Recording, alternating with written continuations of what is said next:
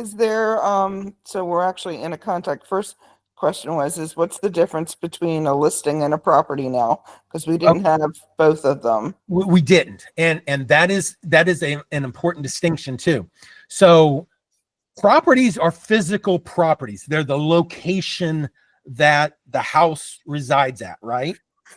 Each property has certain inalienable fields. It's like, it's got certain square feet. It's got certain number of bedrooms, bathrooms, stuff like that, that's filled in.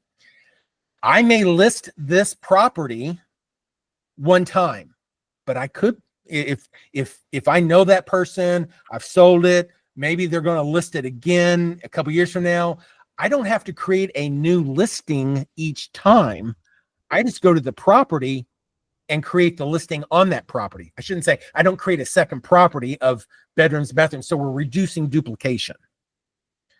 And that was something that we've seen in people's databases, is they've got like 10 of the same property because there was multiple transactions that had occurred. So this is a way of fighting against that and kind of helping remove confusion. Yeah. So what happens is whenever you come to a listing now, you can click on the down arrow here and you can see, well, I've only got one listing on this one. Let me just see if I've got a transactions, multiple transactions. No, I don't. So say for instance, here on Walnut Street, if I wanted to create another listing on this, maybe this is an old listing, maybe it closed some time ago or whatever. Now it's closed. I can come over here and add a new listing. I don't have to add the bedrooms and bathrooms and all that kind of stuff again.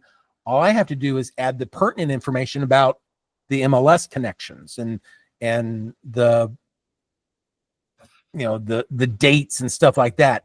Also, if you have a listing that falls through, maybe instead of closed, maybe it's withdrawn. Well, if it's withdrawn, great. I've got the historical information on it. But now I have a new buyer. Well, I can click on, or actually that's a transaction. But maybe they want to relist it, different price or different information. I can come back and add a new listing and it create the old information, but also, for historical purposes, it has that old information, but also has the new information. Okay. So is this property connected to a contact? Yes, through the owners section here. Okay, got it. Because I was thinking if I sell a listing, that property has new owners. Correct. And so you I'd put the new owners' names in there, even if they weren't my client. Correct. You could. And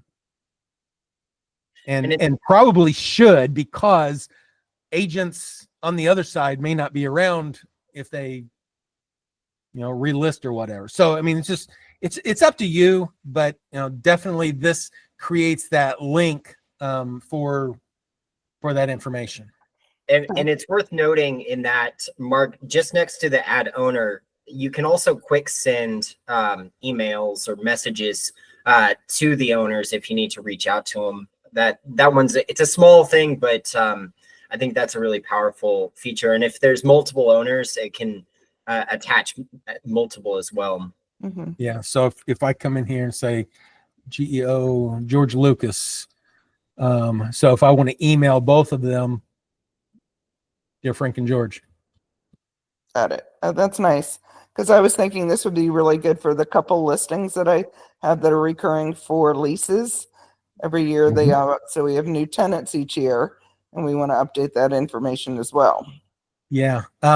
Holly and their crew have a lot of things that I think will make it so that are they on here still? Yeah. That they do a lot of landlord stuff. So I think there's going to be some additional features coming soon on that.